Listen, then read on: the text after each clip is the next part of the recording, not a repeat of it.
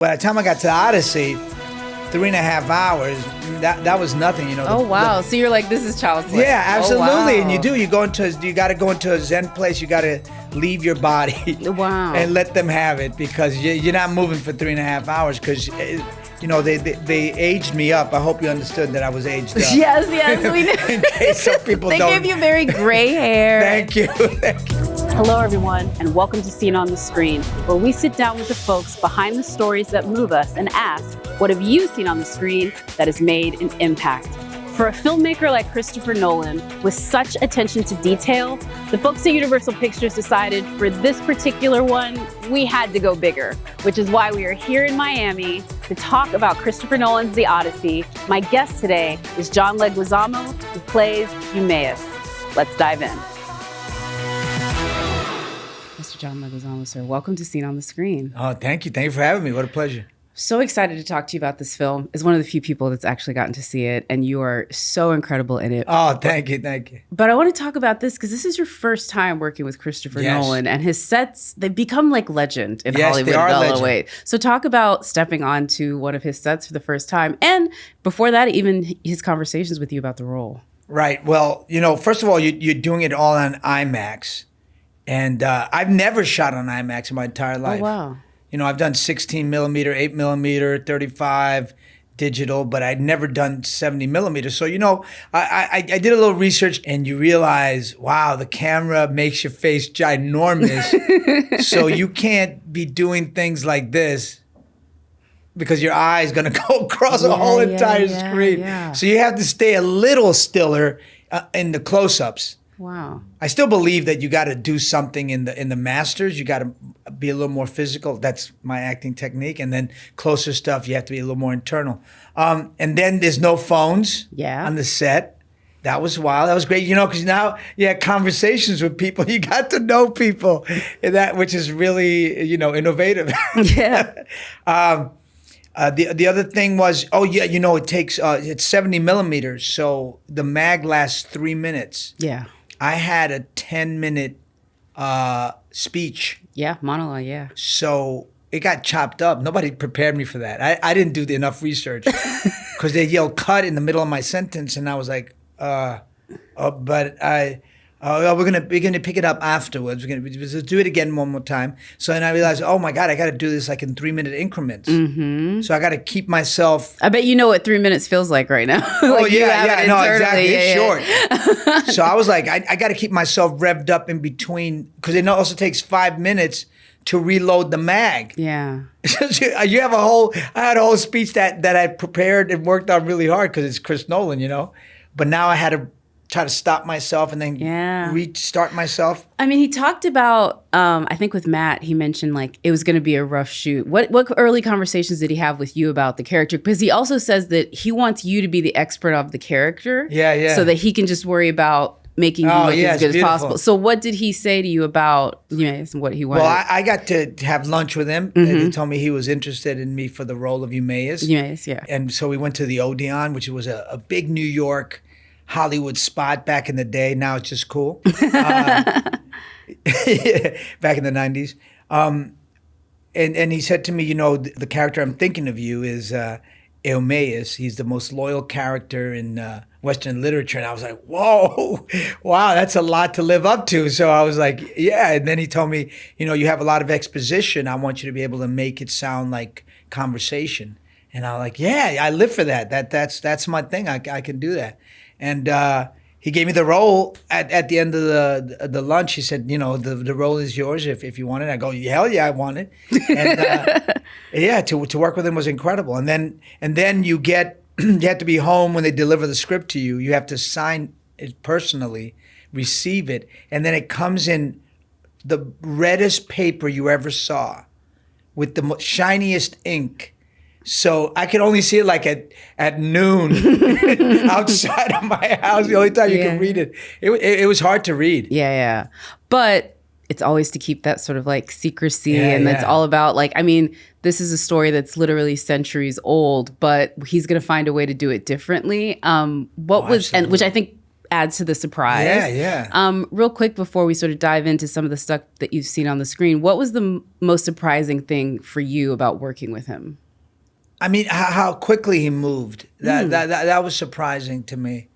That, you know, once he's got it, he knows what he wants and he moves. I mean, that was fascinating. You know, like a director, because obviously he's an editor, director, writer, so he knows when he has what he has. But he'll also stick around. He'll stick around if something is not working. He'll do it till it works. He will do that. But if he knows he's got it, he moves on, which was fascinating.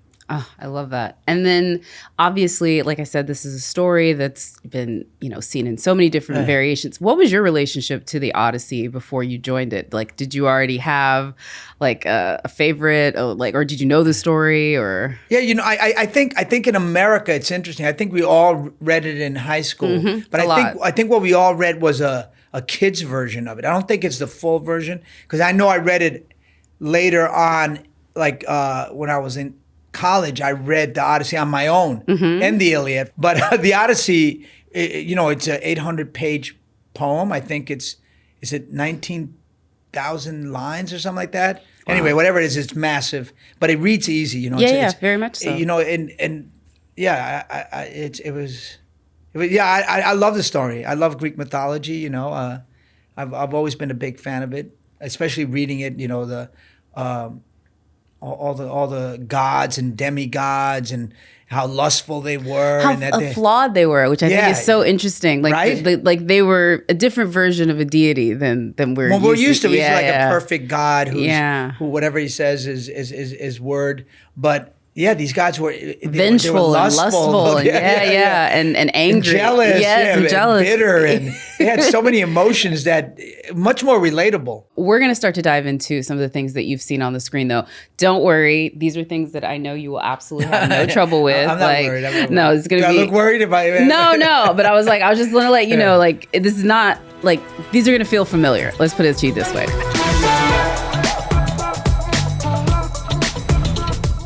First quote.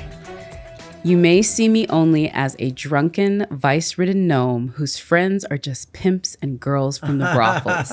But I know about art and love, if only because I long for it with every fiber of my being. Wow, it's beautiful. Who would that be? That's Toulouse-Lautrec in Moulin Rouge. Incredible performance, still iconic. 25 years later, I mean, now there's a Moulin Rouge that's on Broadway, it's crazy to think about. Talk about that, because I think that was actually at the time when you played a lot of oddballs. Like I would say, like people that were operating on the margins. Talk about it. Yeah, well, you know, I'm a Latin actor, so I had to be creative. I had to be, had to figure out my way into movies that necessarily didn't want me. You know what I mean? So I was always doing the oddball character because it was the only opportunity to be in these movies as a Latin man. You know, they weren't writing the roles for Latin people. So no matter how talented you are or gifted you are, you just weren't going to work. So I took on, you know, Toulouse-Lautrec, Spawn, the clown in Spawn. Yeah, I remember that. You know, I took on whatever roles I could seize. But I would say you also brought like a depth to all of the roles, and that was the thing that makes them more memorable. That's what makes them iconic, both of those roles that I'm sure people still talk to you about, both of those, like when you're out and about on the street. Why do you think, or how I should say, did you do that? Because again, I think you have to be adding things to what was on the page. And so like, is that always a part of your process with it? You know, I'm a writer as well as an actor. I think that's what kept me sane in this industry. So when I got roles, I always felt, you know, it's not Shakespeare, so why can't we just make it a little better? So when I, you know, jump on To Wong Foo as Chichi Rodriguez, Douglas Carter Bean allowed me to ad-lib a lot and add a lot to the character. In Spawn, Todd McFarlane's Spawn, I was able to add a ton to the clown, like crazy lines, jokes. And even in Carlito's Way, David Koepp's amazing script, I was still able to, you know, I brought as much flavor and as much reality to the role as I could. And then also, like, let's not forget it, just your voice. with Sid the Sloth. That was another one where you're like, I think you're adding like, even more to it, even in the voice performance, which we'll get into it in just a second. But what is the one that you have people talk to you about the most, though? Oh, wow. But, it depends. I mean, it depends what your lifestyle is. That's what the role you respond to, like I could see a lot of like the hip hop heads coming to you for Carlito's Way still. Carlito's Way and Empire. I mean? Yeah, and Empire, exactly. Because Fat Joe's in it and Treach from Naughty by Nature's in it. So they come, the hip hop nation comes for those. LGBTQ plus To Wong Foo. Absolutely. is very important in the culture. And people in their 30s, it's The Pest and Super Mario Brothers. Oh, yeah. And I'm sure there's a bunch of John Wick people as well. Oh, yeah, there's a lot of John Wick people. Yeah. All right, we're going to dive into our next quote. Here we go. Get with the program, mija. No one is so rich as to throw away a friend. That's right. To Wong Foo, Chichi Rodriguez. One of the things that I think To Wong Foo maybe prepared you for is the amount of makeup that you would have to do. It's so true. In this one, talk a little about the transformation. And I mean, you've done a lot of makeup work. The Spawn role was also a lot of makeup work. That's almost a Zen-like endeavor. Yeah. It's interesting that you said that because not too many people understand the level of invasion that a lot of prosthetic work does. I mean, To Wong Foo definitely prepared me for Spawn, and Spawn prepared me for the Odyssey. Wow! Because To Wong Foo was I wasn't used to like being in makeup for 4 hours. It just was not. I was like a 15-minute guy. Boom, you're out, and all wigs and all these gadgets and plucking hair and getting the makeup perfect and shaving like till you were raw. I mean, it was a lot. Yeah, no, I've definitely. Well, I mean, I watched Drag Race. I see. It was brutal, man. I mean, I was so glad to be done with it. And so when I got to Spawn, I was a little used to that because that was 8 hours. Oh, wow. The first day was 8 hours. And that was brutal, and I couldn't take it off, and it was early prosthetics where there was no coolant, so I was sweating up a storm, and that was rough. So by the time I got to the Odyssey, 3.5 hours, that was nothing, Oh wow! So you're like, this is child's play. Yeah, absolutely. Oh, wow. And you got to go into a Zen place. You got to leave your body. Wow. And let them have it because you're not moving for 3.5 hours because they aged me up. I hope you understood that I was aged up. Yes, we know. In case some people they don't. gave you very gray hair and like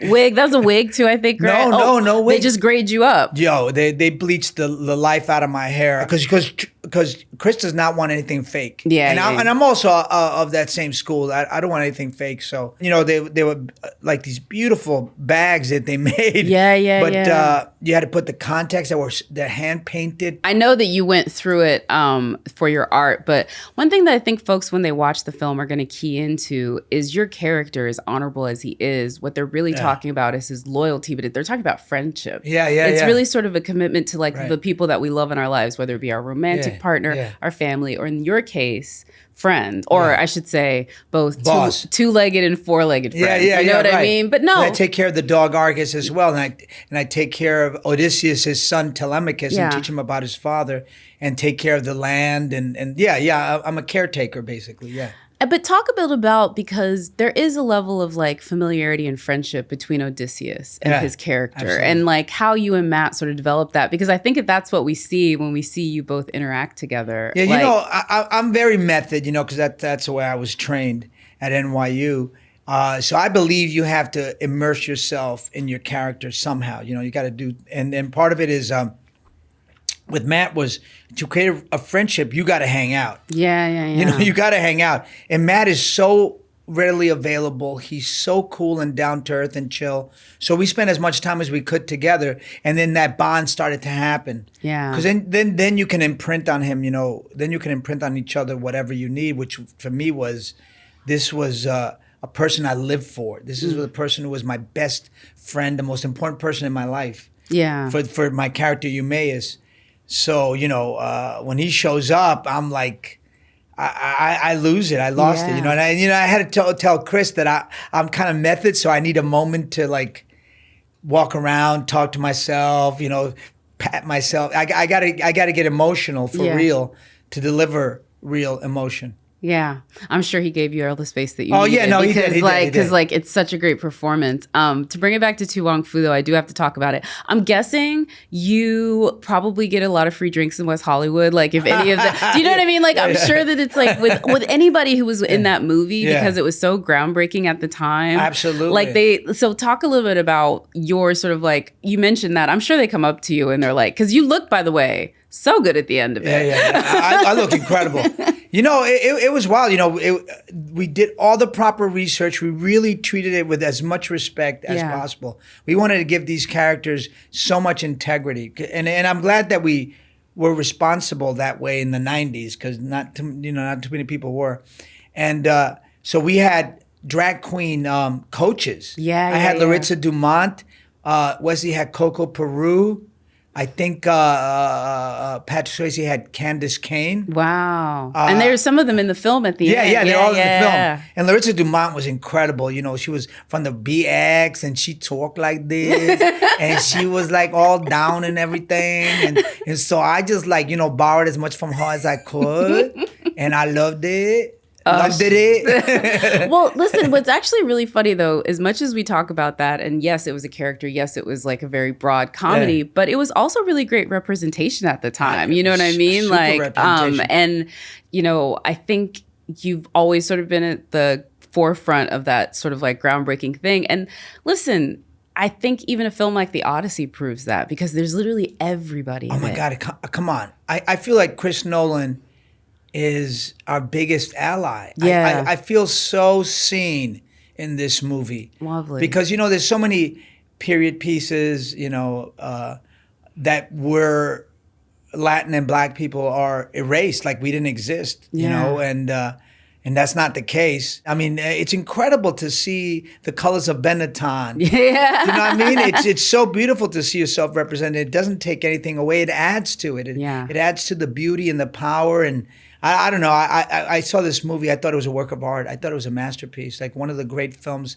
of cinema history. Not because I'm in it, because I can't really see what I'm doing. I can't really see myself objective. But what I saw that was so powerful on so many levels. Storytelling, by the way, was, I mean, he's an incredible director, but a writer? Yeah. He's a motherfucking great writer. I mean, for real, this is like some of the great screenwriting that you ever, to take 800 pages of couplets of an ancient piece and make it relatable and accessible is insane. And then adding even more little touches from the Iliad into it to make it more whatever. Right, true. I love it. Oh, you read the Iliad? Yeah, I mean, listen to it more recently. I wasn't going back to read it again. No offense. Sorry, kid. Yeah. Love audiobooks. They're a great way to keep yourself caught up. Next quote. One of my favorites. You either die a hero or you live long enough to see yourself become the villain. Is that Romeo and Juliet? Think about movies with heroes and villains and maybe some capes and cowls. Say it again. Capes and cowls. Oh, Batman? Dark Knight. The Dark Knight. The Dark Chris Knight. Nolan. Yeah. This is that's Aaron Eckhart as Harvey Dent. Oh, wow, he was great. Yeah. Talk a little Everybody was great. I mean, Chris Nolan's casting is insane. I mean, Lupita Nyong'o as Helena Troy playing twin sisters, Clytemnestra. Is sick. It's amazing. I mean, everyone's Zendaya, Tom, and John Bernthal. Yes, John Bernthal. Matt Damon carries the movie and just gives it so much emotion. Tom Holland as young Telemachus. Yeah. You know, wanting to see his dad, missing his father. Is so beautiful. I love it. This is the other thing, too, about The Dark Knight is I think when we look at Chris and some of the stuff that he even does in The Odyssey, it seems like he's always been fascinated with legends and lore. Yeah. Does he talk to you guys about that at all? Because obviously, again, he just puts you on set and wants you to do your thing. But how much does he tell you about some of the other conversations he has with people like Hoyta or the production people or the costume people? Does he ever talk about that stuff? You know, I think because I was only there a shorter time. I know Matt has had those conversations with Chris because, I mean, they're together for 6 months. Yeah. So they got a lot of time to talk about a lot of things. And it was nice to see the camaraderie between Chris and Matt. That was really heartwarming to me. One of the things that people say about The Dark Knight is it kind of relates to the Odyssey, because you see like the hubris of Bruce Wayne thinking that he could save Gotham, and the hubris of Odysseus thinking that he could sack Troy without any consequences. It's kind of, I know you're a fan of Chris's work. You've kind of seen this Greek mythology throughout it, correct? Yes, I think you're so right.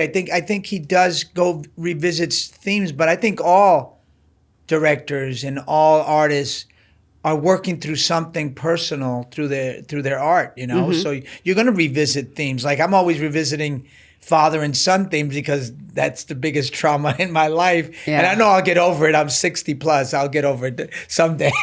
I like it. We're going to move on to our next section, which is, of course, true or false. True or false, you came up with your voice for Sid the Sloth in Ice Age after watching Discovery Channel videos of sloths holding their food inside their mouths. Yes, true. This is a fun YouTube dive. Let's talk about it. So I like that was part of it. But like, first of all, how did you stumble across you're just like sloths, YouTube, and then here we go. No. I gave the director like 50 voices for the sloth. You know, I tried like Southern voice, maybe like slow, like a sloth. And he said no. So I said, how about street? If he comes like that, comes out of red, like, you know, he's like, no. So I said, send me some Discovery Channel footage of sloths and let me see what I can come up with. Send it to you. Yeah. Oh, wow. So they gave me footage and I studied it and I was like, they stored food in their cheek pouches. So I walked around with a sandwich, put it in my cheek pouches, and then I started like going, oh my God, this is the voice. So I called Chris Wedge, the director, and said, guess who this is? He goes, I have no idea. I said, it's Sid the Sloth. Bye. And then he was like, yeah. Oh, I dig that. And then how many movies over 25 years later? Because that's the thing with animation. You can do it for forever. And like, yeah. I mean, your voice does start to change. Yeah, you don't feel it though, but you're still doing it. I mean, 25 years. Yeah, I think we're about to do the 6th or 7th. It's 6. Sixth. Yes. Okay, 6. Sorry, I'm sorry. I'm already trying to get 7th. Manifested by saying it. Yeah. But that's not the only animation you've done. Like literally, let's tour all of your various different animations. Yeah. Encanto, Bruno. Bruno. Talk about Bruno. Zootopia, Anthony. Yes. Yeah. I mean, let's talk about Bruno. That was also one that like everybody was just like so obsessed with at the time. And it just became this huge moment. Talk a little bit about like, I'm sure you felt the Encanto effect. Oh my God, the Encanto effect was everywhere. It was such a beautiful moment for Afro-Latinos and indigenous Latinos. Because here's an animated movie about Colombia, first of all. Yeah. And had Colombian writers and they had Latin writers and all the cast was Latino. And they paid tribute to the diaspora and that we come from so many different skin tones and so many different hair textures and to make it all beautiful. Yeah. And you saw little kids with curly hair looking at themselves, looking how beautiful they are. It was a beautiful moment in time. Yeah. One thing I would say too is even in your voice work with Bruno, you could feel the sort of like kept inness of him. And I think there's always like a physical aspect to your performances. Did you do some of that with your character from the Odyssey? Like, did you physically change your body like the way you did with Bruno? Well, with Bruno was interesting because he's not totally well, you know what I mean? Yeah. He's a hermit and antisocial and he's hiding in the walls. So we had to create this sort of neurotic voice and character. So we did a lot of improvisation, which was great. Next trivia question, true or false? All of your dialogue in Chef was improvised. Yes. In fact, the role was not even written for the script. You already got me. You're like... True. All the way true. Jon Favreau took me to lunch at Chateau Marmont and he said, I wrote this role. I want you to be in it. You have no lines. You have to improvise the whole entire script. Wow. But everybody else had written lines. So I was like, that's an interesting challenge. Yes, sir. Sign me up. And an amazing gift. Oh, it is an amazing gift. I mean, an amazing boost of confidence for me that he believes that I could. But it was a lot of work. I'm not gonna lie. I was stressed. Really? Yeah, because everybody's got lines, and I got to come up with a joke. I got to come up with stuff. So I have to constantly be inserting myself and over talking people. It was. I mean, I think he was just trying to get you to get back to your Carlito's way or like your one-man show stuff. I mean, you started that way. You honestly, now that I think about it, you actually can't really say that because you did do like, what, 30 plus improv lines on like Carlito's way? Yeah, like different everything. So like, I'm sorry. That's like that in your Tony. I'm like, no, you're good. They're gonna make you write everything that. Why not? Why not? I loved it. Yeah, no, it's really good. But talk a little bit about like sort of the enduring aspect of being a writer actor, and like I think Jack Nicholson even talks about this with his acting work, like how because he's able to like add more to the scene, he feels like it makes him a better working actor. I guess you obviously feel the same way. Oh yeah, you know he's one of my favorite actors, and I guess one of America's underrated great actors. I think Jack Nicholson is he's up there with Marlon Brando. I mean, he's one of the great American actors. Yeah. And his acting was always impressed me, always was so real, always so present. It was incredible. You should ask Matt about it. He has this great story about when they filmed The Departed together where they had this scene where he like extends the shot because Jack is like, you know, if you keep the camera rolling, I'm not going to do a good job of this, but Matt, I think, if you ask him to tell you The Departed, Jack Nicholson's story, like I think you'll be excited about it. I'm a big fan of his. So you know, I think being a writer definitely helped my career a lot because, like in To Wong Foo, Carlito's Way, Spawn, also Summer of Sam, like that. Did you got a bigger role, right? Basically because of that. I just really loved working with Spike. It was such an incredible experience as an actor to be with a director who really loves raw behavior. You know what I mean? No, I do. Real quick though, I just want to give a quick reference to your stage work. I mean, Freak, everything. Oh, you know, thank you. I mean, just so much. And even some of the stuff you've done, like, you know, the Latin history stuff that you've done. I'm curious for you, what's your favorite moment on stage that you've done in your various works? Just real quick. Well, I mean, live theater's called live theater for a reason. Yes. And you keep going. You just do the next one. And it's you by yourself, so it's also like there's nobody to commiserate with. No. You just got to be like, okay, and back. But I got a whole crew. I have the team, so I can talk to them, go, what's going on? Can we get them out? I'm just going to go backstage for a little bit, and I'll come back on. But that's what the beauty of live theater. You just keep going. It's amazing. I love that. All right, we're going to move on to our last trivia question. Here we go. True or false? All of Christopher Nolan's features were shot by one or two cinematographers, Wally Pfister or Hoyte van Hoytema. True. He's so loyal. It's incredible. I mean, but it makes sense because once you have a crew that you trust, then you have a shorthand. You don't have to explain things to each other. You know each other's strengths and limitations, and you make each other better that way. I mean, you have to have a team. You can't look at the Scorsese had Schumacher, his editor, for his entire life. I mean, Quentin had Sally Menke for a long time. Yes. Yeah, like they definitely do stay together. It's true, but Chris did shoot one of his own movies. That was the only caveat. Which one was that? His first one, The Following. That's the only one because he's like a cinematographer in his own right. What's it like also having a director who is right there with you? He's not in Video Village. Like he's right next to you. What's that like? Well, I'm old, so that's the way directors directed back in the day. They stood behind the camera because you can see what the actor's doing. And you know, it happens in a lot of movies. The director's in Video Village, but he can't really see your eyes. And they go, maybe you should do a little bit more. I go, you're not seeing it because the screen's this big or this big, and your eyes are like this tiny. But if you're standing behind the camera, you can see people's eyes. You can see what they're delivering because your eyes are the windows to your soul. You got it. So him being there, it's like, I know that's the best place for a director to be. I love that.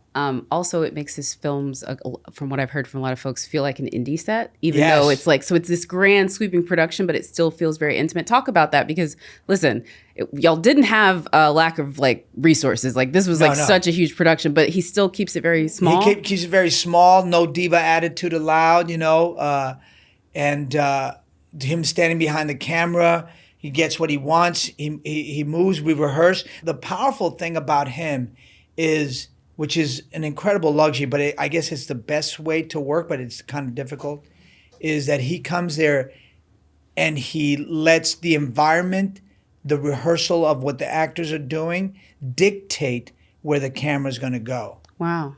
You know, that's the best directing, which is hard to get to a place like that. I think Spielberg does that now too, doesn't he? I wish I knew that, but I'm going to take your word on it. Amazing job, sir. Yet again. Thank you. We're going to ask you some really quick rapid fire before you get out of here. These are the first things that come to your mind. So all right. Please, hope I don't get myself canceled. No. Favorite movie snack. Favorite movie snack. Yeah. Okay, I could do that. Yeah. Favorite movie snack is my first question. Hot popcorn with regular M&Ms thrown on top. Oh, I like it. Movie theater alone, yes or no? Oh, I like to talk, so yeah, alone. I like to talk through a whole entire movie, so not a lot of people like to hear me talk. Okay, so I get it. So you're at home alone, in fact. Oh, yeah. My wife's like, please be quiet. I go, I can't. I need to talk about everything that I see on screen. Do you have a favorite IMAX movie theater? Yes, Lincoln 13, Lincoln Square 13. Yeah. Because Chris said it's the best IMAX. And so I went there and I saw the movie, and you have to be on aisle G. Yeah, he has a special seat. Aisle G is the best spot. The Nolan seat. Yeah, it's a nexus. Matinee or midnight movie? Midnight movie. I'm not that awake. Ooh, actor or filmmaker you'll always show up for? Oh, wow. Actor or filmmaker? Mm-hmm. Well, Chris Nolan, of course, but second? Yes. I love the Safdie brothers. Yeah, that's a really good one. Uncut Gems to me and High Times was just unbelievable. Good Time. Good Time, thank you. Good Time, no, thanks. High Times was a different movie. Yeah. That I enjoyed as well. Still a good movie, though. Favorite Christopher Nolan film or character? I gotta say Prestige is my favorite Nolan movie. I loved that movie. And I told him to his face that movie was like riveting. Yeah, that's a good one. Favorite character from Greek mythology? Favorite character from Greek mythology. I gotta say it's Zeus. Okay, because he was, he was so flawed, and still the leader and still the boss.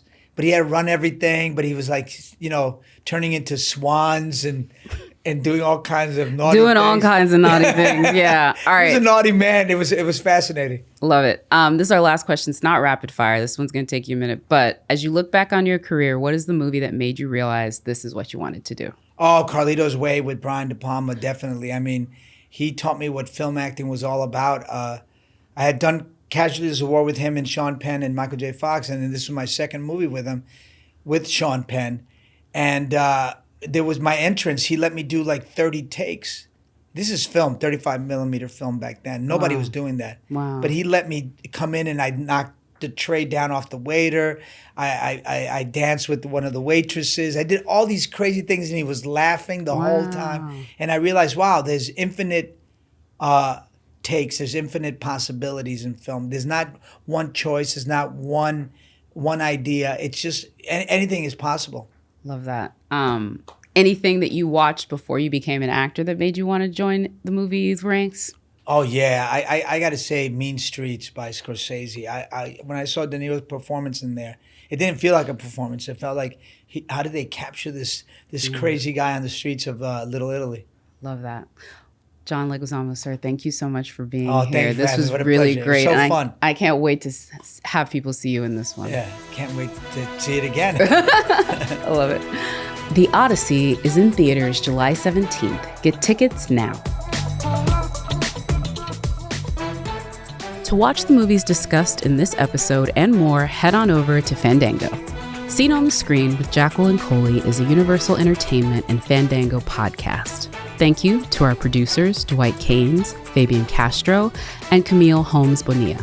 This has been a Straw Hut Media production with original theme music by Shirley Song.